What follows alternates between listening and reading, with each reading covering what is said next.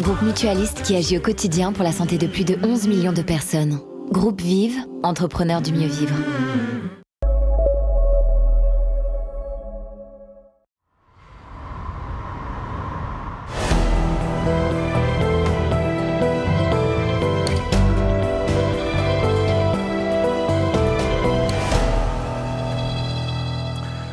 Bonjour à toutes et à tous. Difficile de faire une émission sur les cancers du sang pour une maladie qui peut toucher la moelle osseuse, les myélomes, les ganglions, les lymphomes ou le sang, les leucémies. Alors au-delà de ces localisations qui définissent des affections particulières, pour faire une émission utile et pratique sans sombrer dans la science, nous nous intéresserons surtout au dépistage, au diagnostic et au traitement, parce que c'est ce qui importe nos patients et surtout parce qu'il s'agit d'une pathologie qui bouge beaucoup.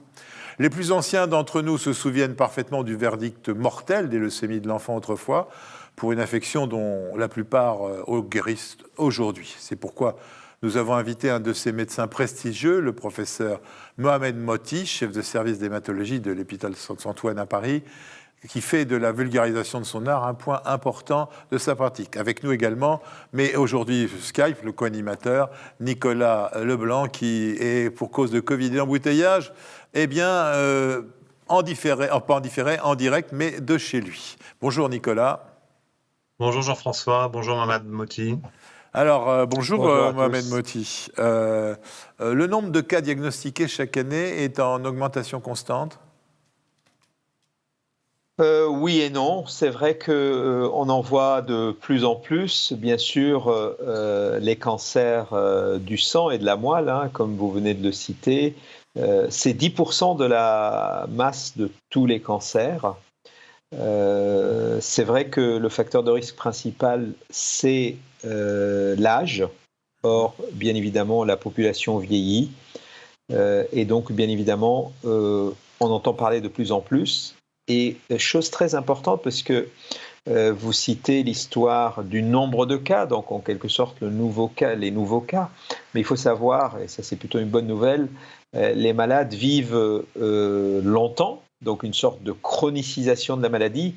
Donc en termes de prévalence, donc de malades vivants avec ces cancers, on en a des milliers et des milliers. Donc oui, on peut dire qu'il y en a plus qui vivent plus longtemps, et ce qui est plutôt une bonne nouvelle. Oui, mais aussi c'est parce que il n'y a pas énormément de symptômes, c'est peut-être parce qu'on les cherche, qu'on les trouve et qu'on en trouve plus. Alors, oui, c'est vrai. Alors, des symptômes, tout dépend de l'entité. Vous avez cité lymphome, vous avez cité myélome, vous avez cité leucémie aiguë, bien évidemment. Ces entités ont leurs caractéristiques sémiologiques, ils ont leurs symptômes qu'on apprend à la faculté. Mais vous faites allusion à une problématique importante qui est celle, effectivement, peut-être du diagnostic de plus en plus précoce, où on a des outils diagnostiques extrêmement fins, pointus, qui font qu'aujourd'hui, de plus en plus, on est capable de repérer de plus en plus de gammapathie monoclonale de signification indéterminée avant le diagnostic du myélome. On est capable de repérer une myélodysplasie sur une petite altération de la numération en formule sanguine avant une éventuelle transformation, et ainsi de suite. C'est vrai qu'on peut de plus en plus détecter, je dirais, précocement. Mais le diagnostic précoce, la détection précoce, ça a un avantage ou pas ? Parce que on peut commencer le traitement même si pas de symptômes, pas de choses comme ça. Alors, c'est une question très difficile, parce que j'imagine ce que vous avez en arrière-pensée, c'est cette problématique de dépistage qui est, par exemple, super bien installée dans un cancer du sein. Aujourd'hui, je crois que, je ne suis pas spécialiste, mais il n'y a pas de débat sur le bénéfice à dépister un cancer du sein, à dépister un cancer du col de l'utérus, à dépister chez certaines populations des cancers colorectaux. Nous ne sommes pas encore à ce stade au niveau des cancers du sang. Pourquoi ? Parce que ces maladies du sang, de toute manière, quand elles vont se manifester, elles vont parler d'elles-mêmes, leur symptomatologie va être assez bruyante quand même. Alors, en préparant cette émission, Nicolas Leblanc m'a alerté en disant faites attention, Jean-François, l'environnement devient un vrai sujet important en médecine et dans les cancers du sang. Nicolas, quel est votre sentiment là-dessus ?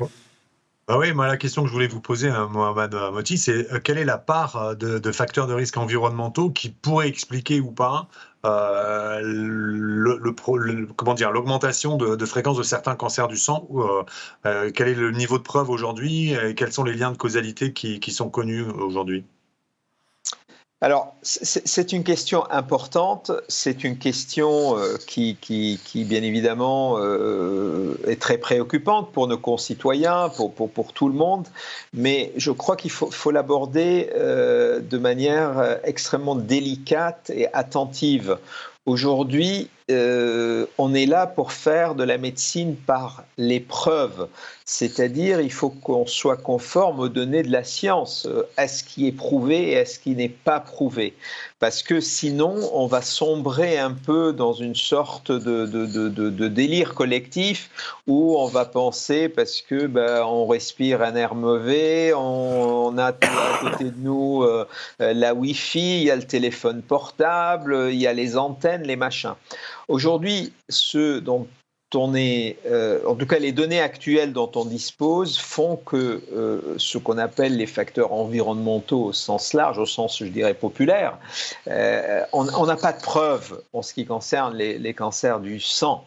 Maintenant, une fois que j'ai dit ça, on a des études, par exemple, qui ont mis en évidence le rôle des radiations ionisantes. Donc, effectivement, si vous êtes exposé à des radiations ionisantes, c'est un problème. Il y a des études qui ont montré que, par exemple, être exposé à une chimiothérapie, vous voyez, vous êtes traité pour une chimiothérapie pour un cancer du sein, 2, 3, quelques années après, vous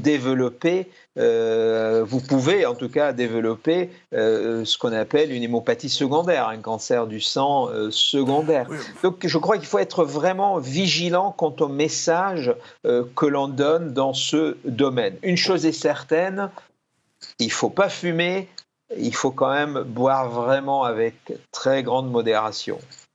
Oui, mais dites-moi, mon père, qui n'est plus de ce monde, mais qui avait sélectionné le Roundup comme assistant pour faire du jardinage, aujourd'hui, on sait que les glyphosates sont dangereux. Donc, il n'y a pas besoin de parler de Marie Curie et des radiations. Il y a quand même dans l'environnement des produits qui ont été clairement mis au banc.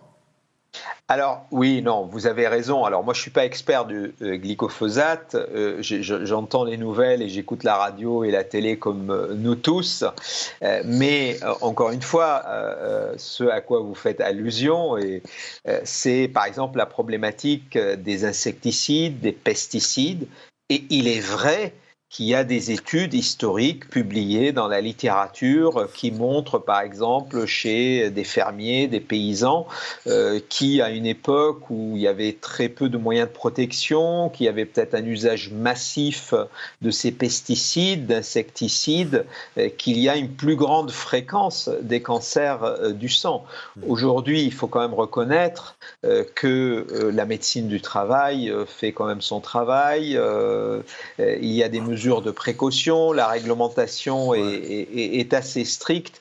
Donc je suis un peu moins, je dirais, affirmatif qu'au niveau de la problématique, en tout cas la comparaison avec le glyphosate. Ouais, moi je vous trouve très très gentil avec vos confrères sur ces problèmes-là qui sont longtemps mis sous le coude.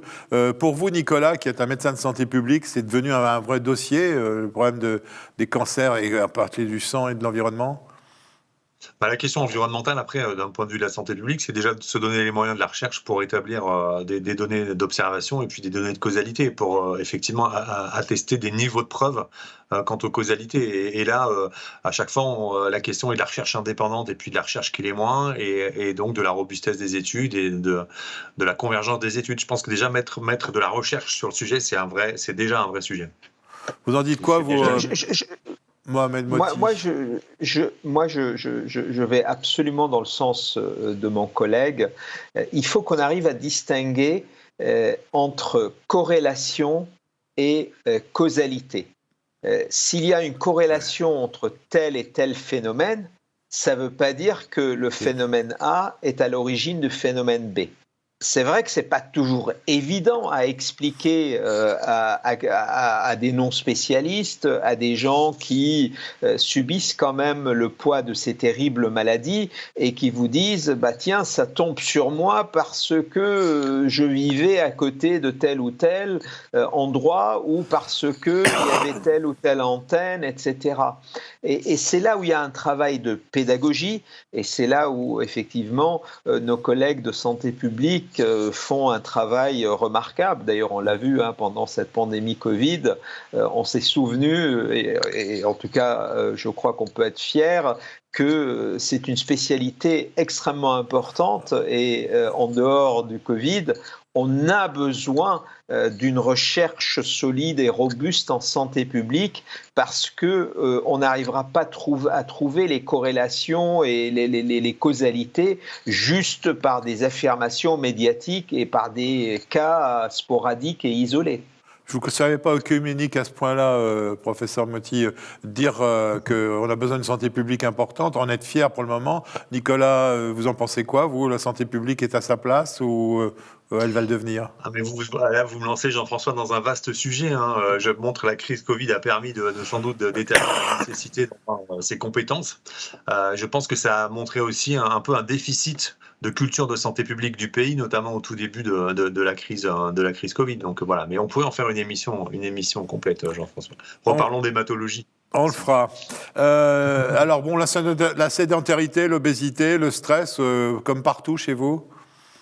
Alors ça, c'est très important. Oui. Là, je vous rejoins. Par exemple, l'obésité, il est clair qu'on a beaucoup d'études en hématologie qui avaient retrouvé, encore une fois, des corrélations entre obésité, maladie du sang. Obésité, ça va quand même beaucoup avec sédentarité. Obésité, ça va beaucoup aussi avec certaines maladies métaboliques.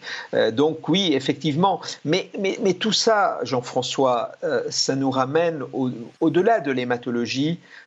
C'est la problématique, et je crois que c'est un peu le sens de cette émission à laquelle on participe aujourd'hui, c'est l'éducation à la santé que l'on doit à nos populations, à nos concitoyens.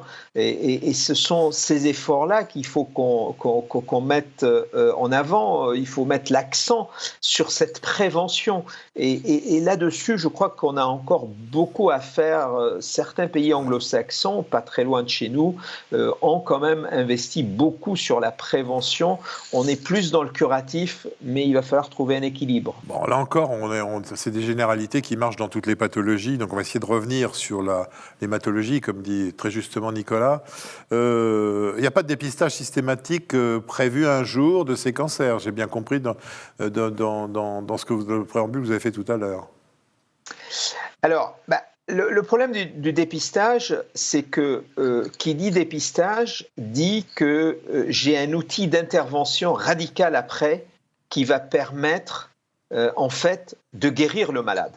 C'est-à-dire, imaginons, je retrouve un clone malin ou ce qu'on appelle le blast ou la cellule sanguine anormale, et je la dépiste et je suis capable de l'éradiquer. Or, je ne connais pas de maladie hématologique maligne où on a cette capacité d'éradiquer.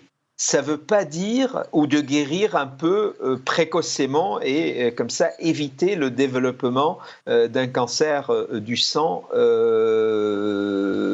dirais, explosif. C'est ça la problématique du dépistage, c'est qu'il faut que vous ayez derrière une intervention curative, ce qu'on n'a pas. Nicolas ? Mais alors, du coup, la question que je voulais vous poser, c'est quelle est la place de la numération formule sanguine là ? On s'adresse aux généralistes qui nous écoutent. Vous parlez de symptomatologie bruyante. Alors bien sûr, les ganglions, bien sûr des infections, bien sûr ce qu'on connaît. Mais est-ce qu'il n'y a pas aussi dans l'amélioration de ce dépistage, pourrait-on dire, des choses à mieux enseigner ou à mieux faire passer en termes de pratique de la NFS, notamment sur des altérations de l'état général ? Quel conseil vous donneriez à nos généralistes sur l'utilisation de cet examen ? simple? Non, là, je crois que vous avez parfaitement raison. La question est très pertinente parce que la numération formule sanguine est un examen courant, qui coûte pas cher, et qui est accessible à tout le monde et qu'on fait beaucoup. Et on parlait tout à l'heure en introduction de la population de plus en plus âgée. Donc effectivement, c'est vrai qu'il faut qu'on accorde une attention un peu plus importante, à mon sens, à cette numération formule sanguine. On voit des malades parfois qui nous sont adressés aujourd'hui pour un problème donné, pour un symptôme donné, et quand je les interroge en disant « ramenez-moi vos prises de sang d'avant », vous constatez que ça fait 2-3 ans que en fait l'anémie avait commencé à s'installer à bas bruit, il n'y avait pas de symptômes. Donc là, effectivement, on peut effectivement intervenir précocement. Maintenant, là où il faut être prudent, est-ce qu'il y a une perte de chance pour ces malades-là ?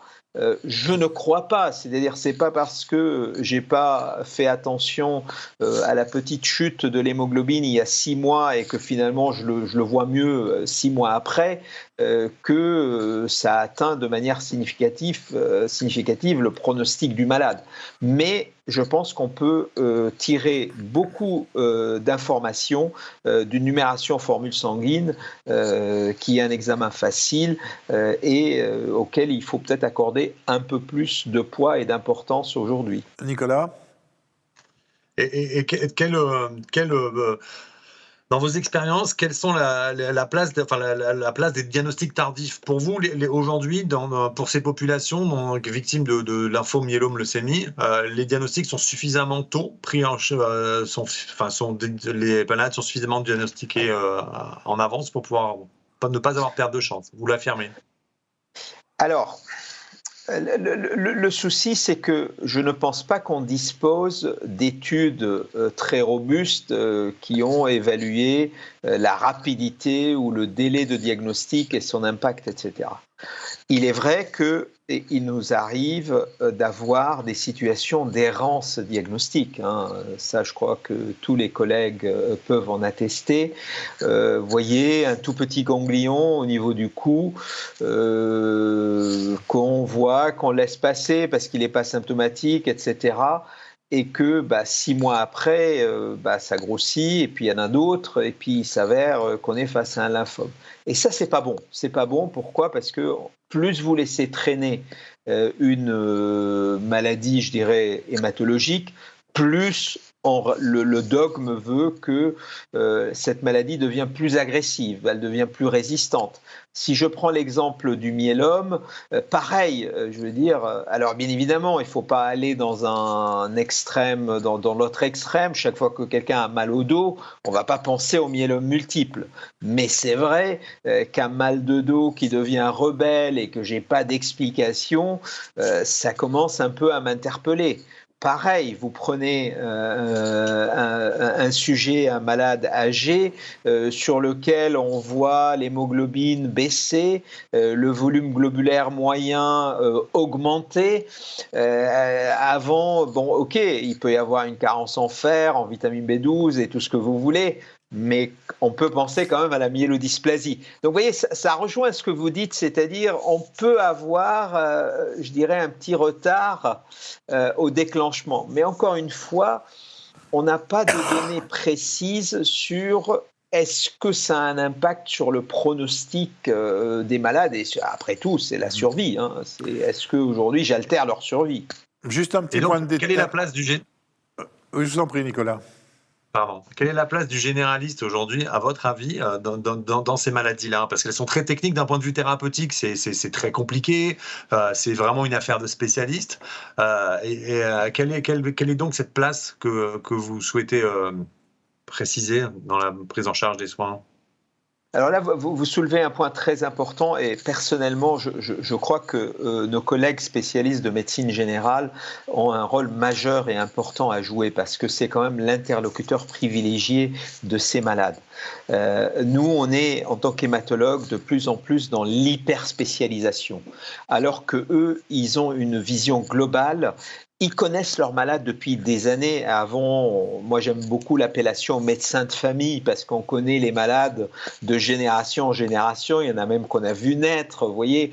Et donc cette vision globale du malade se relaie une sorte d'intermédiaire capable d'expliquer, capable d'accompagner les effets secondaires, etc., est majeur. Donc nos collègues spécialistes de médecine générale ont un rôle majeur. Maintenant, ça c'est, je dirais, comme va me critiquer Jean-François, la face positive des choses, parce que la face négative, c'est que les collègues sont débordés. Je veux dire, l'hématologie, j'ai commencé par vous dire, c'est une infime partie de la cancérologie. Donc, je dirais, dans la patientèle d'un collègue généraliste, c'est un petit nombre de malades. Et bon, c'est pas moi qui vais vous apprendre aujourd'hui que dans notre pays, on souffre quand même d'une pénurie et que les collègues sont débordés de tous les côtés.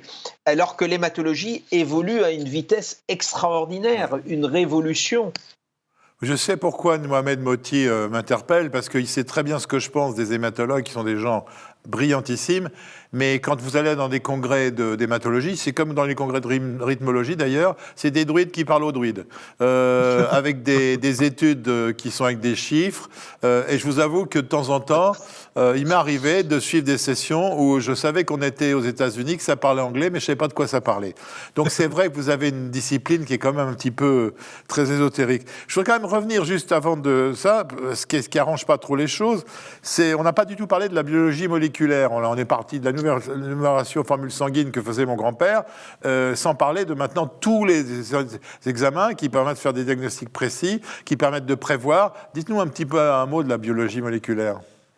Alors oui, tout à l'heure j'ai prononcé le mot révolution en hématologie et je suis pas connu pour quelqu'un qui aime beaucoup les superlatifs, mais là je crois que ça s'impose. On vit un tournant dans cette discipline. Et ce tournant, on le doit à beaucoup de choses, à la fois sur le plan thérapeutique, mais aussi sur le plan diagnostique. On le doit à l'avènement de tout ce qui est biologie moléculaire, tout ce qui est séquençage dit de nouvelle génération, où on est capable de plus en plus de pénétrer dans l'intimité de ces cellules. Et effectivement, aujourd'hui, on est capable de détecter des clones mineurs dont on sait peut-être un jour ils vont déclencher une leucémie.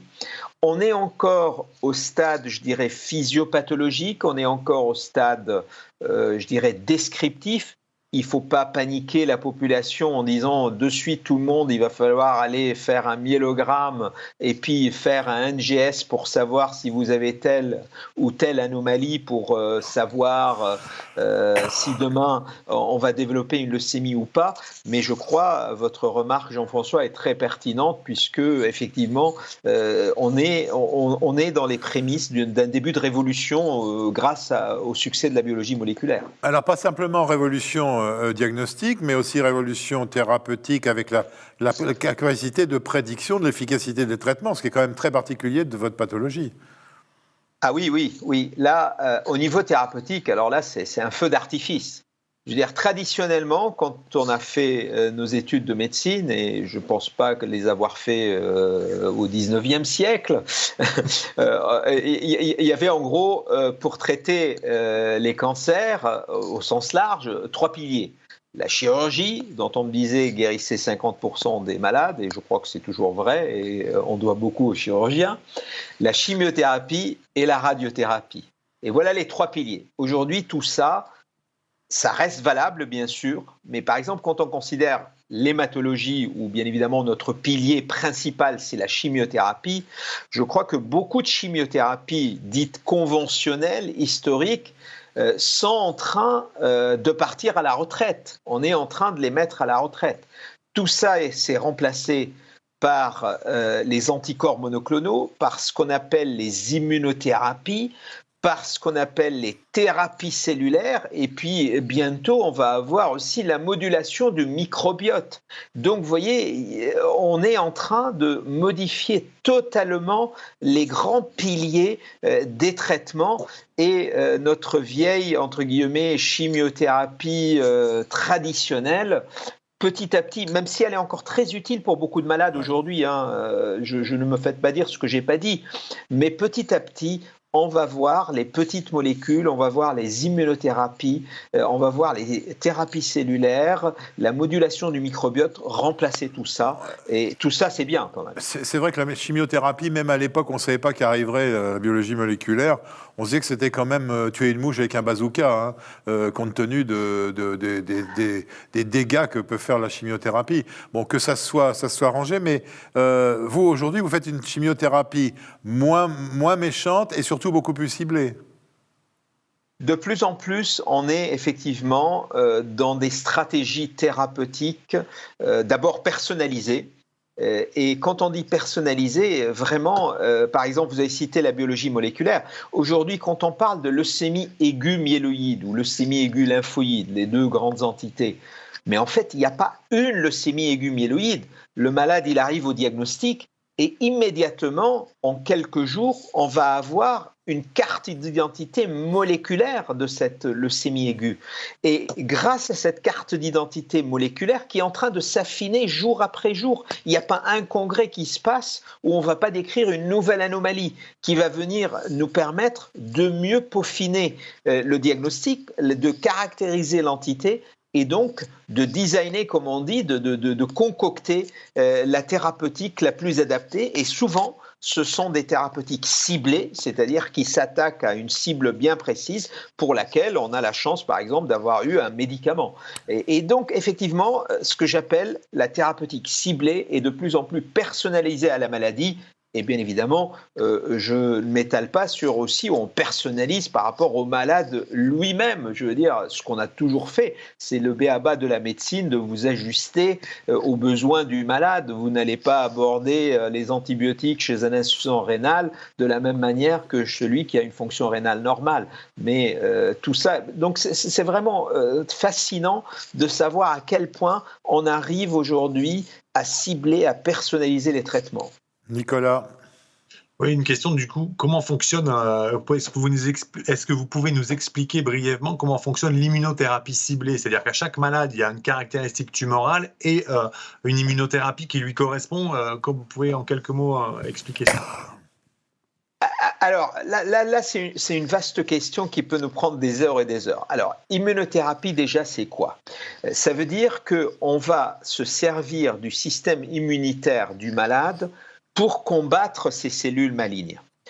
Alors, on a je dirais, l'immunothérapie, ce que j'appelle de première génération. Vous savez, c'est votre ordinateur, mon ordinateur, il y a 20 ans, c'est le Windows DOS. Et là, c'est par exemple l'immunothérapie allogénique, l'allogreffe, où je dis, tiens, il a une leucémie aiguë, le malade, je vais essayer de lui trouver une autre moelle osseuse de quelqu'un de compatible et je l'injecte. Alors, vous voyez, c'est une immunothérapie un peu, une sorte de immunothérapie de première génération. Aujourd'hui, quand on regarde les immunothérapies, on a deux grands groupes. On a les immunothérapies cellulaires, où là, on va pouvoir ingénierer, alors je ne sais même pas si c'est du français, on va pouvoir construire une cellule, la trafiquer en quelque sorte, cette cellule, pour qu'elle aille repérer sa cible sur la cellule maligne et la détruire. Ce sont les fameuses CAR-T-cells. Mais on a aussi des immunothérapies, on va y venir si vous voulez. Et puis on a les immunothérapies, ce que j'appelle pharmacologiques, où là c'est une molécule, un anticorps, qui lui va pouvoir cibler, je dirais, va attaquer un antigène tumoral et détruire la cellule. Et ça, actuellement, c'est en plein boom, puisque, on trouve de plus en plus de cibles, 2, on trouve de plus en plus d'outils d'immunothérapie, 3, ça permet de traiter mieux de plus en plus de malades, en plus des traitements qu'on a. Et ça, c'est ce qui est très intéressant, c'est qu'on arrive à combiner tout ça. Dites-moi, je sais que ça doit traverser l'esprit de Nicolas Leblanc, je ne parle même pas de différence entre les pays, mais dans notre pays, En France, tout le monde n'a pas la chance d'arriver avec une maladie hématologique à l'hôpital Saint-Antoine, qui est une espèce de mecque de ce type de pathologie. Il n'y a pas des pertes de chance si on a son cancer ailleurs, avec tout ce que vous décrivez ? Non, je réponds non. Dans notre pays, vous savez, on a l'habitude de se plaindre tout le temps. Et tout n'est pas parfait, bien sûr, etc. Néanmoins, il faut quand même reconnaître et rassurer nos concitoyens. Sur le territoire national, c'est vrai, il y a une bonne couverture, il y a des centres d'excellence, il y a des centres de référence pour prendre en charge ces maladies de manière remarquable. Il ne faut pas nier qu'effectivement, si vous habitez à 150 km du CHU ou du CAG spécialisé, c'est un peu plus pénible, c'est un peu plus dur, c'est un peu plus compliqué. Mais je ne peux pas me permettre d'affirmer que parce que vous habitez dans tel endroit, dans telle région, dans tel département, vous avez une perte de chance. Non, on a énormément de chance dans notre pays qu'il y ait une couverture très importante, un maillage du territoire au niveau hématologique. Bien sûr, on m'a toujours dit, mes profs à la fac, à l'école, on peut mieux faire. Mais oui, on peut mieux faire et c'est pour ça qu'on est en train d'en discuter. Bon, c'est gentil de rassurer les habitants de Romorantin. Je sais que vous aimez bien ce village. Dites-moi, la greffe traditionnelle, la greffe de moelle, elle a encore sa place avant qu'on parle des carticelles ? Oui. Elle a encore sa place, qu'elle soit autogreffe ou allogreffe, parce que tant qu'on n'a pas guéri tous les malades, Jean-François, on aura besoin de tous ces outils thérapeutiques. Mais ce qu'il y a derrière votre question, j'essaye d'anticiper, c'est que effectivement, les outils de thérapie cellulaire beaucoup plus spécifiques, beaucoup plus modernes, sont en train de challenger, je dirais, ces greffes historiques où on a recours à des chimiothérapies conventionnelles quasiment du niveau bombe atomique, alors qu'on est capable aujourd'hui d'avoir une cellule fabriquée à façon qui agit de manière intelligente, je dirais, et peut faire une attaque ciblée qui génère beaucoup moins d'effets secondaires. Alors vous allez nous raconter maintenant les carticelles, en sachant que ça n'a pas été des bonnes nouvelles pour la sécurité sociale vu le prix de la technique. Je me souviens d'avoir été à côté de vous dans un congrès d'hématologie aux États-Unis et qu'on a découvert cette façon absolument miraculeuse, je dis bien miraculeuse, c'est le mot que vous disiez, de soigner une petite malade. Racontez-nous ça. Oui, je me souviens absolument de ce congrès il y a quelques années. D'ailleurs, on était assis, je crois que vous aviez fait l'émission, vous avez loué une sorte de restaurant un peu qui a été transformé en studio, ça m'a un peu impressionné. Oui, mais les carticelles, c'est quoi ? C'est en gros avoir la capacité de prendre les lymphocytes du malade lui-même. Donc là, on parle des carticelles, ce qu'on appelle autologues. On ne va pas parler des allogéniques puisqu'ils sont qu'à leur, je dirais, début. Vous prenez ce lymphocyte du malade, vous le sortez du corps du malade. Alors ça, on sait faire. Ça s'appelle la lymphaphérèse, la cytaphérèse.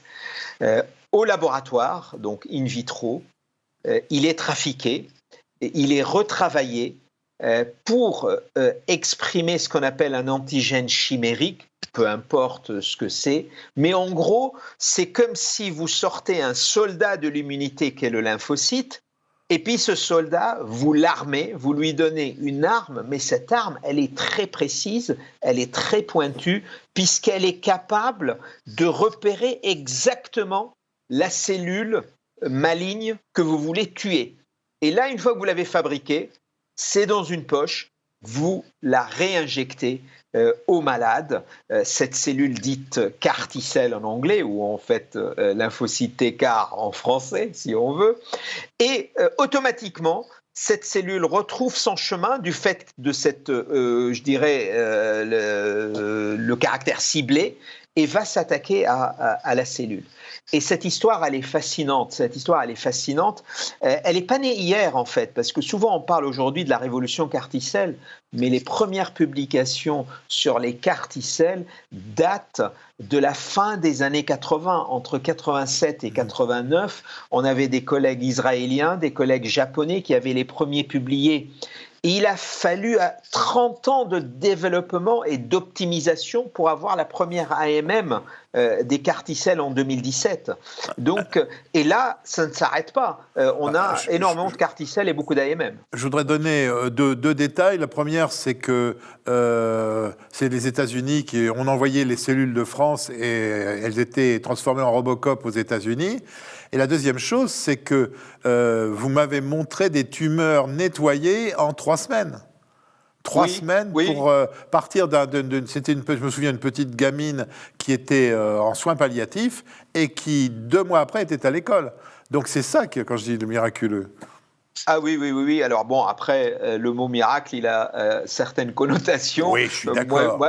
Moi, je crois dans la science et dans la médecine. Et effectivement, les résultats sont quand même assez impressionnants. Alors, maintenant, il faut qu'on fasse attention. Quand on parle de carticelle, il n'y a pas de carticelle dans l'absolu. Tout dépend de quelle maladie, de quel stade de maladie. Aujourd'hui, on a des carticelles dans les lymphomes non-Hodgkiniens, on a des carticelles dans le myélome et on a des carticelles dans les leucémies aiguës lymphoblastiques. Il y a des développements dans d'autres maladies, ça va arriver y partout. compris dans les tumeurs solides. Mais bien sûr, bien sûr. C'est une question de temps. Bon, il y a simplement une chose, Ton, que Nicolas n'ait pas posé la question là-dessus, c'est que est-ce qu'on a les moyens de se payer ça ? Alors la question, c'est est-ce qu'on a les moyens de se payer ça et est-ce qu'on a les moyens de se payer ça partout, puisque ça a été évoqué. On peut faire des carticelles aujourd'hui au CH de Guéret. Le problème, c'est que je ne suis probablement pas la bonne personne pour savoir si on peut payer ça ou pas, ou si on a les moyens.